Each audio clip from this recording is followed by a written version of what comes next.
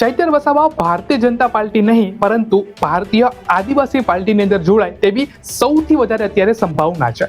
હાલ અત્યારે જે આ પાર્ટીના સદસ્યો છે, જે આ પાર્ટીના કાર્યકર્તાઓ છે, તે અત્યારે ચૈતર વસાવાના સમર્થનમાં રસ્તા ઉપર ઉતરી આવ્યા છે અને ચૈતર વસાવાની બેલની માંગણી કરી છે કે તેમને જલ્દીથી જલ્દી જેલમાંથી બહાર કાઢવામાં આવે.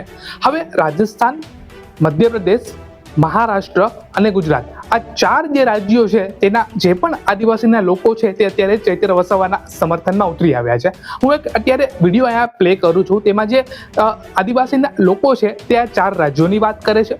એટલે કે ક્લિયર કટ એક આપણને દ્રશ્ય દેખાય કે જ્યારે પણ ચૈતર વસાવા બહાર આવે ત્યારે ભારતીય આદિવાસી પાર્ટી જે છે તેમાં ચૈતર વસાવાની જોડાવાની સૌથી વધારે અત્યારે શક્યતા આપણને જોવા મળે છે. એક ચૈતરભાઈને પૂરે અમે 1000 ચૈતરભાઈ જેલમાં જવા તૈયાર છીએ, પણ સરકાર વિચારી લે કે આદિવાસી સમાજ જાગી ગયો છે.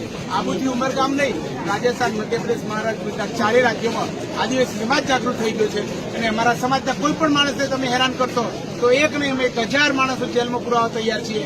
પણ અમે ન્યાયની વાતમાં, સંવિધાનની વાતમાં, બિનપરદેશની માગણી સાથે સમાજના હિત માટે, સંવિધાનિક જોગવાઈ માટે, જળ જંગલ જમીન માટે લડતા રહીશું અને એ આ સ્વયં